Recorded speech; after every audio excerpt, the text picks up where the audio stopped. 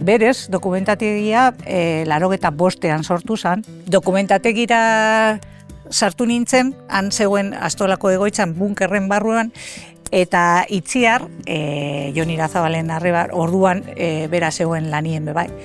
Eta berak esan zidan, baina Ester, hemen dokumentategi bi dauz, nio zelan bi. Hau da finkue, baina gero dau beste bat mugikorra, eta nik esan notzan, eta zein da mugikor hori ba, eta esan zidan nire nebaren kotxie. Eta lehenengoko lana izan zen hori dana espurgatzea, ez? Ordenatzea, sailkatzea.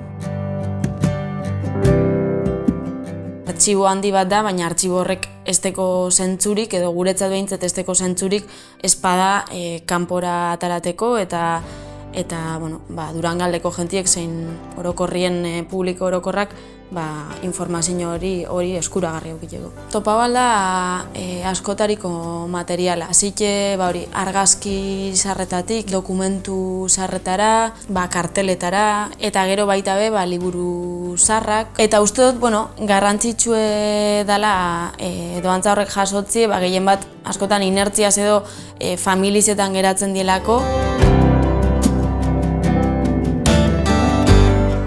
Argazki artxiboaren prozesu osoa egiten dugu hemen dokumentategi zen. Artxiboak hartzen doguz, sailkatzen doguz, digitalizatzen doguz, eta hostien publikatzen doguz eta jentien eskura jartzen doguz web orrialdi zen.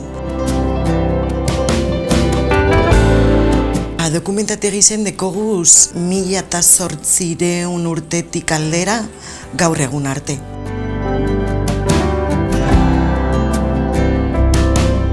Durango 1926 elkartea, altzamendu fasistaren kaltetuen ondorengo batzuk sortu genuen.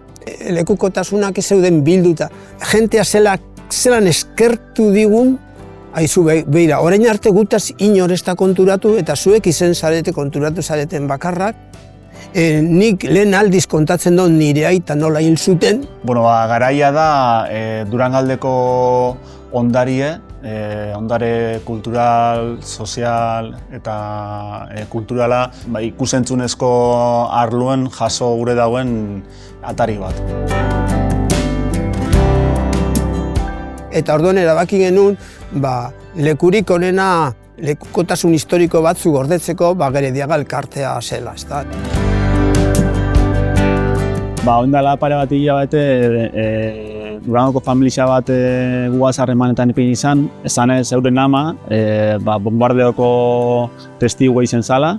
Eta joan ginen beragana eta oso entrevista politia izan zen, interesantie, emotibu baita be. Justo oindala egun gitxi hilda andra hori, Pilar Uribe hitzen da. Eskerrak ibili gaela habil eta bere memoria hori jaso ahal izan dugu. Eta hori be laster ikusgai egongo da garaian.